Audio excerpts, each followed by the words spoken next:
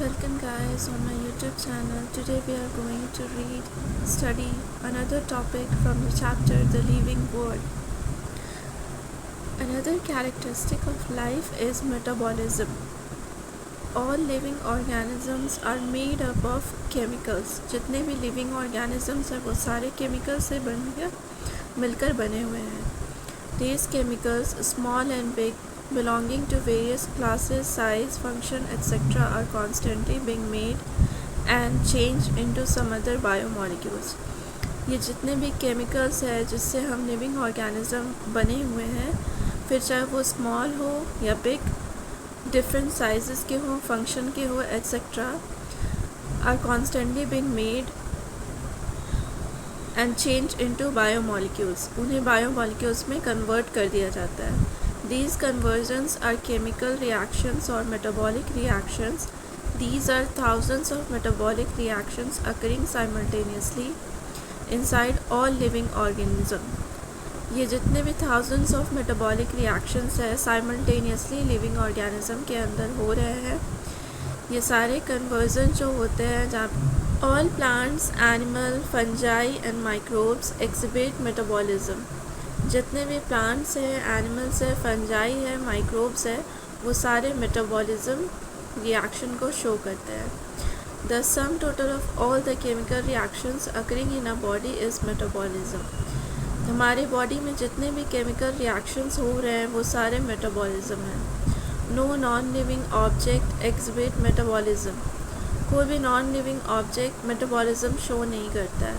Metabolic reactions can be demonstrated outside the body in self free system. जितने भी metabolic reactions हैं उनको हम लोग सेल्फ फ्री सिस्टम में प्रोसेस करते हैं. An isolated metabolic reactions outside the body of an organism performed in a test tube is neither living nor non-living. Test tube mechanisms जो होते हैं वो ना तो लिविंग है ना ही नॉन लिविंग है. Hence, while metabolism is a defining feature of all living organisms, metabolism जितने भी living organisms हैं उनका एक defining feature है, एक defining characteristic है. Without exception, isolated metabolic reaction in vitro are not living things but surely living reactions. Hence, cellular organism of the body is the defining feature of life forms. जितने भी living organisms या life forms हैं उनका एक defining feature है जिसको cellular organization कहते हैं. Perhaps the most obvious and technically complicated feature of living organism is the ability to sense their surrounding or environment and respond to their environmental stimuli. जितने भी technical complicated features है living organism के, जैसे कि ability to sense their surrounding, to sense their stimuli and environment and response they show against the stimuli, ये सारे ही एक फीचर है which could be physical, chemical और बायोलॉजिकल, जो कि केमिकल भी हो सकता है, फिज़िकल भी हो सकता है, बायोलॉजिकल भी हो सकता है. We sense our environment through our sense organs. हम जितने भी इन्वायरमेंट में जितने भी स्टिमुलाई या चेंजेस हैं उनको सेंस कर पाते हैं सेंस ऑर्गन की मदद से. Plants respond to external factors like light, water, temperature, other organism, pollutants etcetera.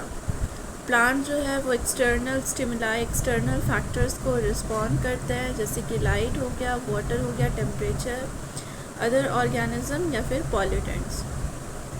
All organisms from the prokaryotes to the most complex eukaryotes can sense and respond to environmental cues. जितने भी organism हैं, फिर चाहे वो prokaryote हो या फिर complex eukaryote हो, वो सारे ऑर्गेनिजम्स एक्सटर्नल स्टिमुलाई को सेंस भी कर सकते हैं और उनके अगेंस्ट में रिस्पॉन्ड भी करते हैं. Photoperiod affect reproduction in seasonal breeders, both plants and animals. All organisms handle chemical entering their body. An organism therefore are aware of their surrounding. Human being is the only organism who is aware of himself. Human beings जो होते हैं वो external stimuli को हम respond भी करते हैं, उसको सेंस भी कर पाते हैं।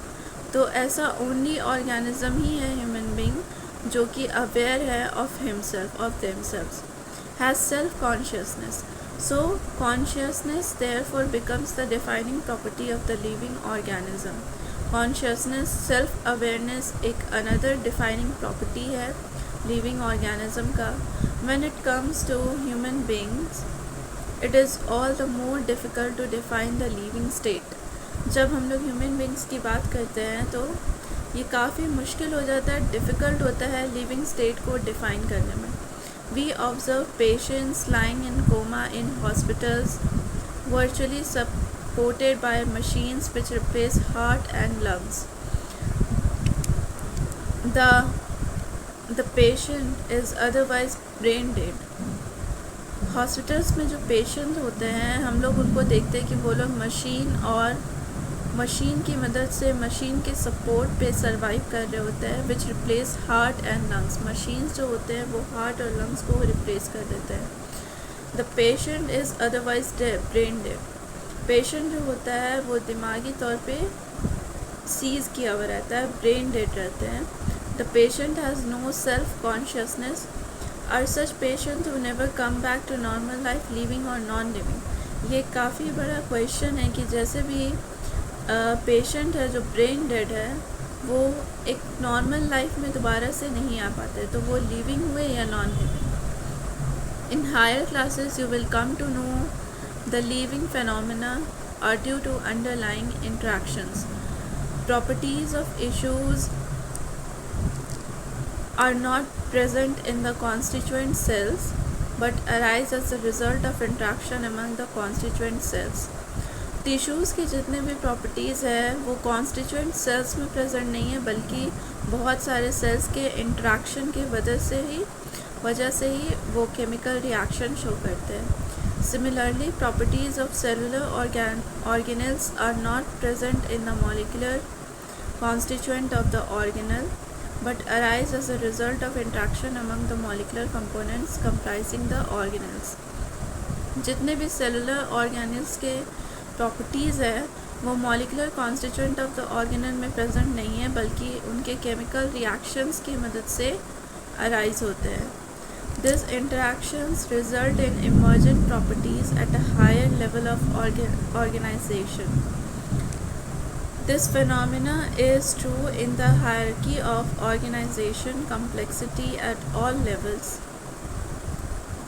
Therefore, we can say that living organism is self-replicating, evolving, self-regulating, interacting system capable of responding to external stimuli. इसलिए हम लोग ये कह सकते हैं कि जितने भी लिविंग ऑर्गेनिजम्स है वो सेल्फ रेप्लिकेटिंग है, इवॉल्विंग है, सेल्फ रेगुलेटिंग है, इंटरैक्टिंग सिस्टम है, they are capable of responding to the external stimulus. Biology is the story of life on earth. Biology is all about life on earth. Biology is the story of evolution of living organisms on earth. Biology basically एक story है जो living organisms का evolution हुआ है अर्थ में, उनकी एक fundamental story है. All living organism present past future are linked to one another by the sharing of common genetic material but to varying degree. जितने भी लिविंग ऑर्गेनिजम्स है प्रेजेंट, पास्ट और future, they are linked to one another, वो एक दूसरे से interconnected है by the sharing of common genetic material. एक कॉमन जेनेटिक मटेरियल को शेयर करते हैं इसलिए वो एक दूसरे से कनेक्टेड है, but to a varying degree, but अलग अलग लेवल पर. Thank you so much. Please like, share and comment.